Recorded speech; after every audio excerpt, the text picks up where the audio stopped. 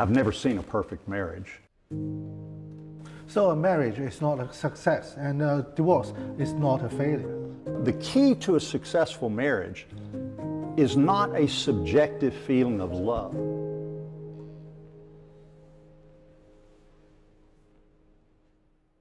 Hello, it might be Professor Canfield. Yes, I'm very nice to meet you. Very nice to meet you. I'm Chen Miao. Thank you so much for the invitation. No, thank you so much for Good to coming. be here. So this is a great studio. Yeah, very nice. Yeah, it's open space. Thank you for the question, but we can go in any direction you want to go. I love to talk. Well, and you'd asked one of your questions about being a divorced man. Yeah. Love to talk about that. I'm divorced myself. I've got that too, so I know I've been there. I know what that's like. Yeah, we can chat about that. we can at great length with us. That'd be fun. I've got 4 cameras. Okay, Pointing at us. got it covered. Yeah. Okay, shall we start? Sure, whenever you're ready.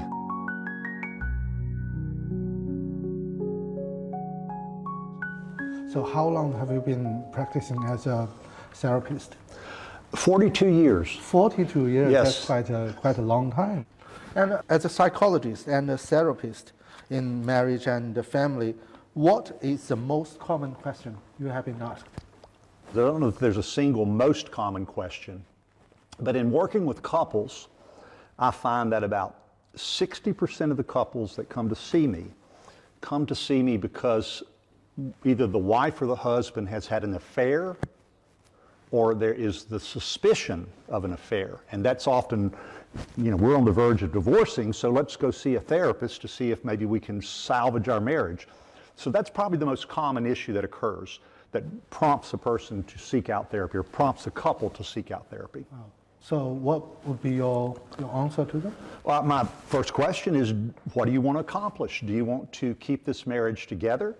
Do you want to divorce and find a way to amicably go in different directions? So I really let the couple lead me as to the goal that they're seeking with that.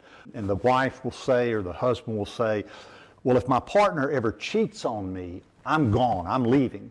But then when that happens, they reflect upon it and say, but we've built a life together. We have a child. We have a house together. We have common friends. And so they're often stuck between the desire to leave because they've been deeply hurt and the desire to try to repair the marriage. So I say to them that many couples are able to put in the effort to stabilize their marriage and then improve it. And actually, some marriages can be stronger after an affair, but some marriages, it blows it apart, it ends. A common misperception is that marriage counseling is about keeping the couple together. And it's not. It's about helping them gain insight, helping them gain information so that they can make the decision that's best for each of them as individuals and best for each of them as a couple with that. So a marriage is not a success, and a divorce is not a failure. Not necessarily, exactly. Yeah, very good point. In fact, when we look statistically, in the United States, about 45% of all marriages end in divorce. 45? 45%. It used to be a little bit higher, close to 50%. And even those that stay together often are not very happy in the marriage. And I think there are similar trends in other countries too. I've talked with colleagues in China. I think it's a similar trend in China. Certainly in European countries and Middle Eastern countries, you find the same thing with that. So the decision to divorce is always, always difficult. And what I say to a couple is divorce is not a solution to your problems. It is a substitution. You're substituting a known set of problems for a new set of problems. Some of those you know what they will be, others you can only imagine and anticipate with that. So they come to you to find an answer. They already have an answer, but they have to find that answer and to finalize that answer. Many of them do, but some come in and they don't have the answer already. They're what we call ambivalent. Part of them wants to stay in the marriage and part of them wants to exit the marriage and leave. So which factors do you think are most likely to lead to the breakdown of a marriage? Or should a perfect marriage be resilient enough to withstand those changes? I've never seen a perfect marriage, so I don't think that's a possibility. No, it doesn't happen. So most marriages are adequate. They take care of the basic needs of the husband and wife with that. So you have to struggle all along your marriage to have a lasting marriage. It's the nature of human relationships that when we are close and we're connected with each other, that conflict is inevitable. Conflict is unavoidable. So a lot of couples try to avoid conflict because they think it's a bad thing. The key is conflict's okay because if you do it properly, then you can find a solution to problems that you're dealing with. There was a researcher in America, John Gottman, who basically said that in all relationships, in all marriages, rather, you're going to find that there are going to be the best marriages out there, 5 positive interactions between husband and wife to every 1 negative interaction. And he says that's the best it'll ever get. You're always going to have a negative interaction, but if you have 5 positive interactions, you got a good marriage going there. He said very few couples have that 5-to-1 ratio. He said you may have 3 and 3, 3 negatives, 3 positives, or you may have 5 negatives and 1 positive, or you may have 6 negatives and no positives with that. So the key to successful couple therapy and marriage is to find a way to expand the positive interactions while reducing the negative interactions, but you'll never get rid of them completely. So the pattern of long-term successful marriages is not we fall in love and we're happy ever after. The pattern is we decide to marry each other, and over the course of our marriage we may grow apart, and then we reconnect, and then we may grow apart and we reconnect. That's the pattern of long-term marriages.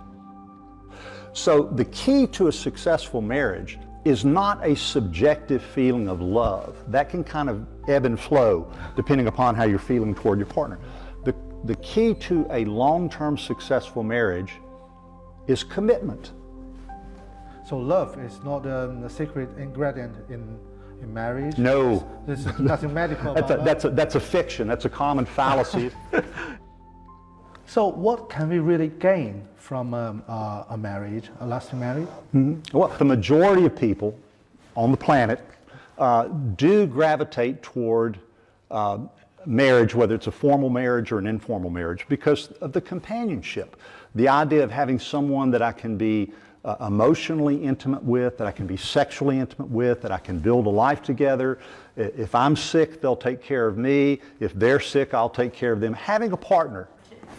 It seems that to keep a marriage good seems so exhausting because just like take care of the garden.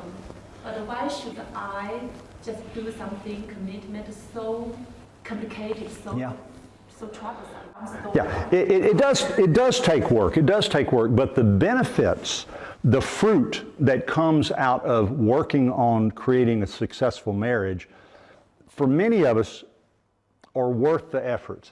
For many people, they say, I want a partner, I want to share life together. It's going to take effort, it's going to take work, there's going to be some conflict, and you may at times feel exhausted. But again, I'll go back to what Gottman has said. If you're getting the 5 positive interactions for the 1 negative interaction, this is the exhaustion, this is the feeling overwhelmed.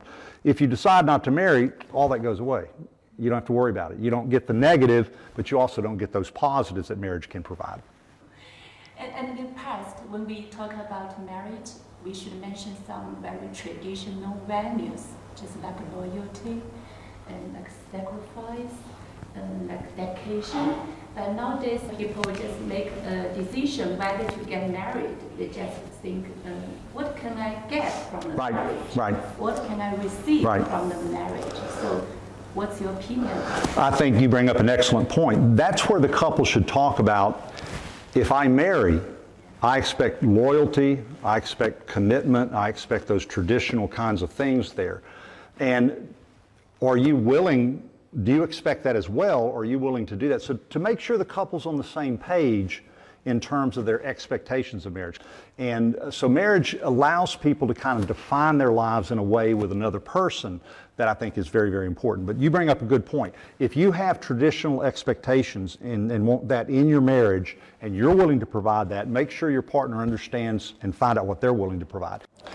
When we look at the research on life quality, in study after study, it shows that people who are in functional marriages they live longer, they're healthier, they're happier. So we know that for groups of people, marriage is a good institution. But again, that only applies to aggregates. If we start looking at individual, the happiest people I've known are married people, and the most miserable people I've known are those who are in a marriage that is dysfunctional. So if we make the decision to marry, we want to make sure that we attend to it and to put the effort in trying to bring about improvement. My last question is, if you are allowed to share only one message about marriage with the general public, what would it be? Well, the one message I would say is marriage takes work. It's not the sort of thing that you meet somebody, you fall in love, and you're happily ever after. The analogy that I like to use is it's like growing a garden. If you're going to have a successful garden, you have to have fertile soil, you have to have the right plant, you have to give it the right amount of water, not too much sunshine, but it has to have enough sunshine. You keep the pests away,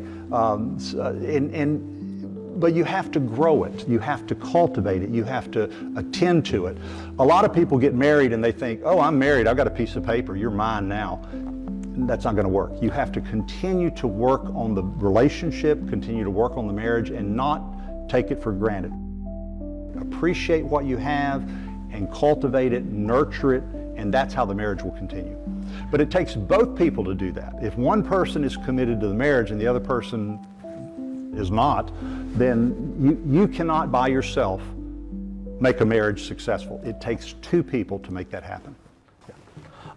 I am a divorced man. I have been divorced for more than 4 years, but I still want to give myself and a marriage another chance. So what kind of advice would you give men like me?